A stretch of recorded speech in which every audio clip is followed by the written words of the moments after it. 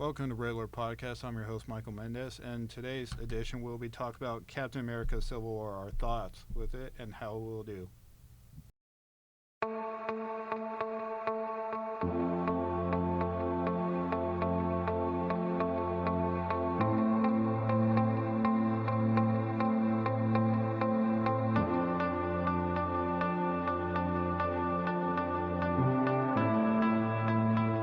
Welcome to our inaugural podcast. I'm your host, Michael Mendez. We're here to talk about Captain America Civil War, which is scheduled to be released on May 6th. It's the most highly anticipated Marvel movie to come out this year. And I'm bringing you, my guest at this time, comic book buff, Jared Crosley. Jared, thanks for coming on, man. Yeah, no problem. Thanks for having me, Mike. So I want to, talk to you today about, your first thoughts based purely off the trailers and the internet news. What are your opening thoughts on the film? Yeah, well, I mean, I like it a lot. I'm a big Marvel fan. Captain America is probably not my favorite superhero, but he's up there. I like the fact that it was this little guy that came from nowhere. I feel like they're off of the trailers so far. Marvel seems to be doing a fairly decent job at capturing kind of the tension between all the superheroes that are going on here, because they are all friends. They've all worked together a lot. Right. Life and death situations, and the trailer really has this kind of darker, I don't really want to fight you feel to it. Mm-hmm. Whereas at the same time, they're at conflicting ends. They want different things, and so you see that going on even in the trailer itself. When one of the trailers, when Black Widow is telling Tony I'm not the one that should be watching my back. Well, she's on his team, but at the same time, she's she's playing neutral sides. Yeah, dude, someone's after you. Yeah. I agree with you. It's like how they're pretty much putting the most realism in the sense that how the government would react to all the events that happen throughout the course of the entire Marvel films, all the disasters with New York, the events of Ultron 2, and even the last one that happened. It's pretty much saying okay, all these events happened because you guys were involved, even though you probably didn't start them. But all this that happened and all the deaths that occurred over it shows that you need to knock it off. This is no longer going to be tolerated. Yeah, it's even though you guys think you saved us, you also literally dropped a city. So someone's got to take atonement for that, and it's not your guys' fault, but we're holding you accountable. Yeah. So since this is actually based off of the Civil War comic book series, how much of it do you think they're actually going to take from that series and put into this film? All right, so it's a little difficult for Disney and Marvel at this time to take all of the comic book and put it into the movie, because there's a lot of characters they haven't introduced yet. They can't quite use the X-Men. There's so much that they can't. Yeah, since a lot of the characters don't have the rights to be in this film. Yeah, there's so much that they can't do yet, and so I think that for what they have, they're gonna do fantastic job. But if you look just based on superhero numbers, there's 11 superheroes in this, and in the comics there's 30 plus, I think. Yeah, not including villains either. Yeah, and this is just superheroes that are going at each other, not including Crossbones in the comics or anyone like that. It's just Captain, Iron Man, and their two teams, and so we're not seeing Doctor Strange or anyone like that in it. Yeah, it's just interesting how, of course, that since Marvel doesn't own the cinematic rights to every single character that was involved during this comic book series, but they're pretty much take it in the sense that, just the ones that they have, they're going to play a pivotal role in it. And, of course, since they separate in different values and sides, that'll be really different how they take it. Yeah, they got a lot of the key characters in it. We obviously have Captain America and Iron Man, the two biggest parts of Civil War, but then... It wouldn't make sense if they weren't part of the film. Exactly. And they're introducing a couple more characters, taking this opportunity to kind of extend the Marvel Universe with Black Panther, adding a little more storyline for Vision, really showcasing some of what Scarlet Witch can do, which I like a lot. But I think comic book-wise, they'll probably throw in the biggest plot points of it without completely branching off to all the different parts of it, because there are a lot of parts in the comics. We'll talk about Spider-Man coming up in a minute. Yeah. But there are a lot of different parts that they could branch to, which they're not able to yet because they don't have the character basis. Okay. And with that note, we're going to take a slight break, but we'll be back very soon. All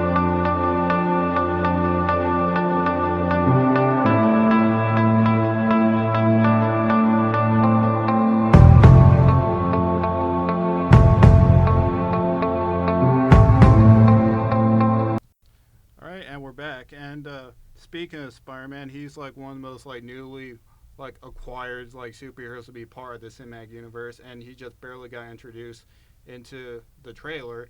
And my question to you, Jared, how big of a role do you think Spider-Man is going to have in this film? Well, all right. So everyone was like super hyped for Spider-Man. Like there was things everywhere where it was like Captain America, a picture of him like looking all sad, and he's like, "But it's my film, and all they care about is Spider-Man." And it's true. Everyone has been looking forward to Spider-Man being incorporated into the Marvel Cinematic Universe since Marvel got rights to Spider-Man back a little bit, and then discontinued the Andrew Garfield Spider-Man, which also made quite a few people sad because a lot of people thought that Andrew Garfield did a great job. Personally, I think that the actor they currently have, I'm glad that they went a little younger again. Anyway, back to the movie on it. I think if they go off the comics, he has a fairly decent role to play, which is why everyone was like, he has to be in this movie. It depends on how dark they want to make it, and if they really want to make Iron Man the villain. Because in the comics, he completely betrays Spider-Man and nearly gets the guy killed. Yeah. And then he switches teams and a couple other things happen. So it really depends on how true Marvel wants to stay to the comics, and really how dark they want to make Tony. Like, do they want to make him the bad guy of this film? I figure he's going to have a almost similar to like say Ant-Man, Falcon. They're going to have like very small roles. It's not going to be like, oh, we're going to just force Spider-Man into this film like down your throat and hopefully you'll like it. It's just going to be very small. I'm not sure they're going to do what they did in the comics where they pretty much like show his identity to the entire world. It's like Peter Parker Spider-Man. I'm not sure they're going to do that. I don't know. It's really speculating just based off the information that we have and off the trailer. I feel like it's going to be very few amount. I'm not sure how much it's going to be after that little signature battle that they showed during the trailer, but I really hope to see more than just purely that. I agree. I feel like if they did do just a little bit, it would probably be just kind of setting him up for a bigger role later, because with all the different Marvel universes that are out there, whether you go comic books, animated series, anything like that, Spider-Man's a huge part of it. Yeah. Like, he does the Young Avengers, he does a couple different lead roles in the Marvel Cinematic Universe that they really need to set up for before going into his movie, I think. Do you think if he gets like another, obviously he will, if it's like done by Marvel, his own like movie, do you think it'll be like another origin story where we yet again have to see Uncle Ben die? Or there is actually a Spider-Man movie in the making right now for him. Okay. That's what he's hired for. It's called the Spectacular Spider-Man, I do believe is the title of it. And it probably will be another origin story. We probably will have to witness Uncle Ben die again. Yay. But it's really just because they have to set up the new actor as Spider-Man. And he's back in high school now. It's not college Spider-Man like it was with Tobey Maguire after the first movie, or Tobey Maguire. Did I say Tobey Maguire? Yeah, he did say Tobey Maguire, but why did I say Tobey Maguire? Well, part of his movie was like in high school, and then he transitioned to college. He didn't do very well, but he tried. Yeah. And then Andrew Garfield, where he was in college the whole time type. Well, I guess he wasn't. No, he was in high school, wasn't he? Yeah, and the film is like he was in high school. The part 2, that's when he graduated. Then he went to college. Yeah. But I'm glad they're putting him kind of like freshman years. I think is where he's gonna be really young. Because it gives him more time to grow in the role, I think. Okay, and like since Marvel is very well known for adding Easter eggs, something even if it's like small, you have to freeze the frame for the possible like second or something completely obvious that would set up for something for a future film. What kind of Easter eggs do you think that they will probably put in? Well, okay, so a couple of the Easter eggs that I've seen myself. One has to do with Spider-Man, and everyone's like, "Oh, Spider-Man's a huge Easter egg." He's not really, because everyone knew he was going to be in there. But if you look at the scene when he actually shows up, and he does that close up on his face and his eyes go in, well, you can actually hear like a metallic kind of sound when they go in. So it hints kind of towards that his suit is upgraded a little bit, I guess. Probably done by Tony. I'm not sure if it's quite the titanium nitrate suit that he gets from Iron Man, but it is seeming like he gets an upgraded suit from Tony Stark, which I think is a big deal because then you got these Spider-Man with like 6 different suits and yeah, he had like the Tony Stark built Iron Man's like Spider-Man suit. Yeah, and I think that'd be really cool if they showcase that in there a little bit. A couple of the other ones that I personally didn't see in them, but I've read online a couple different theories. One is that it was actually Vision that ends up killing Rhodes. Probably taken over by Scarlet Witch because you see that scene where she's like. But do you think he's really gonna die though?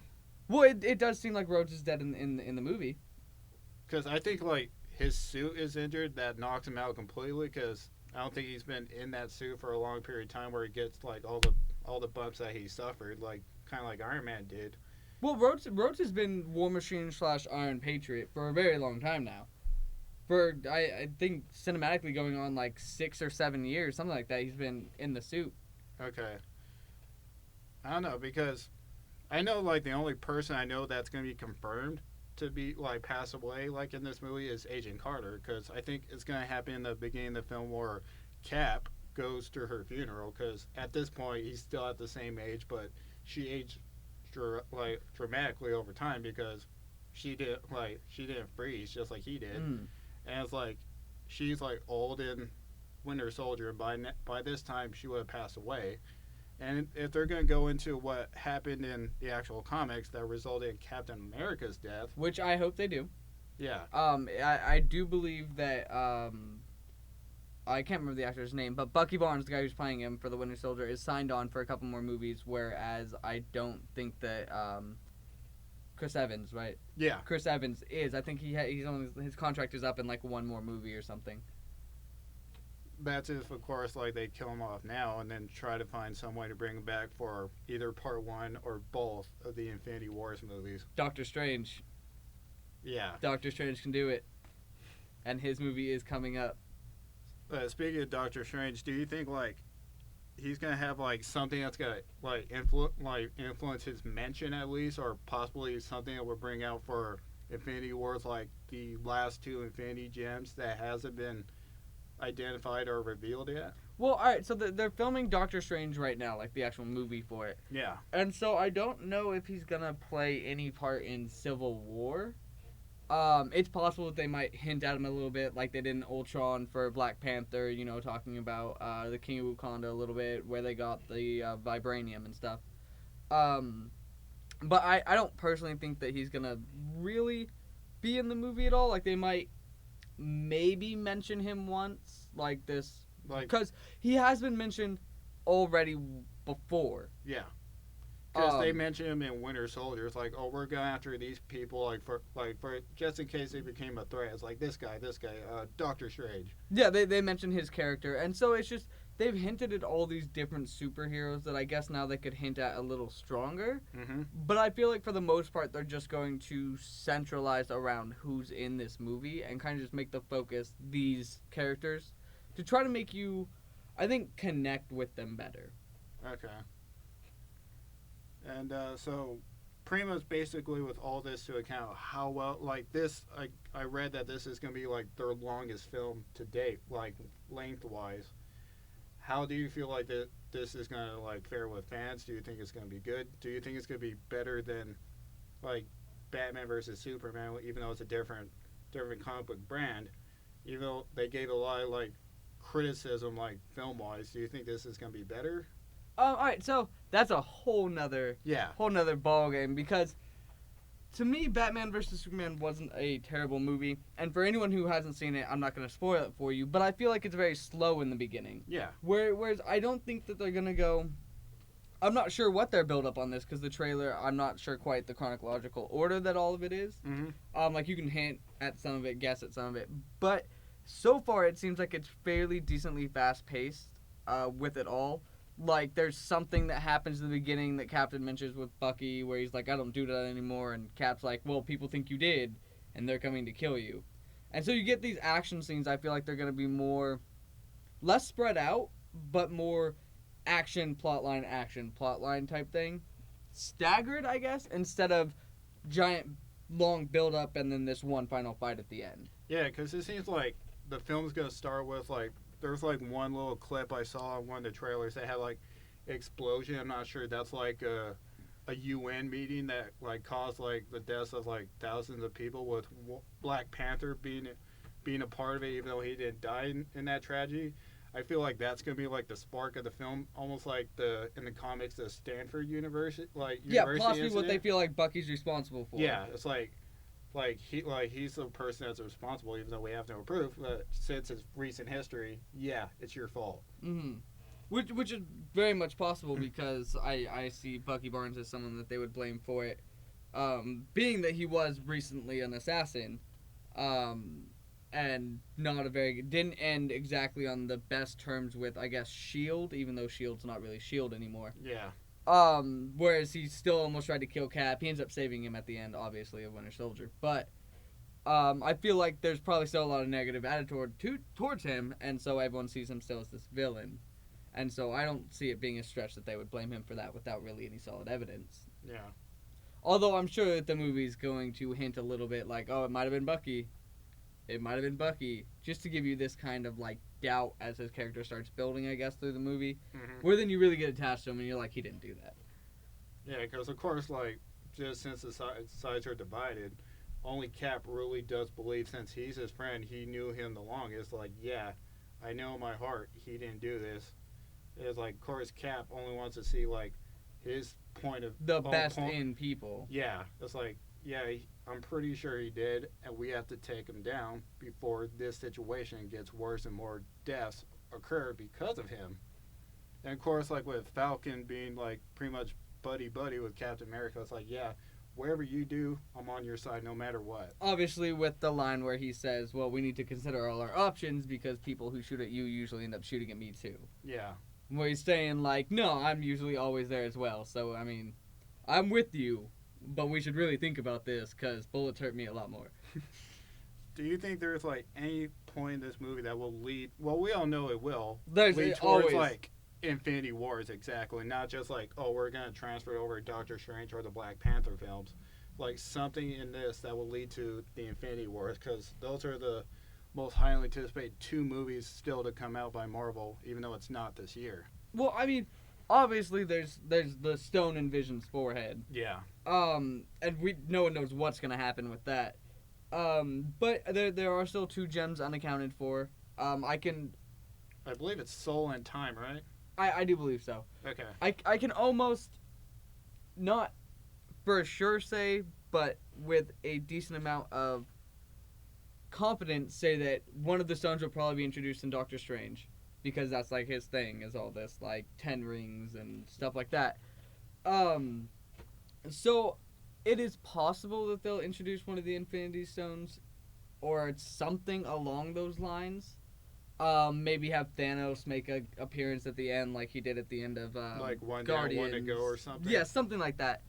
But I don't think that they're really gonna branch this one out too much. I think it is gonna be more of an Earth-based, conflict-based between these 2 groups, and less of tying, like, spreading their wings to the wider Marvel Cinematic Universe. I feel like this is gonna be one of the films that they make that's gonna be more centralized, I guess. Whereas, like, you get, like, Thor, where you see all these other worlds, and the second Thor with the Aether and all that stuff.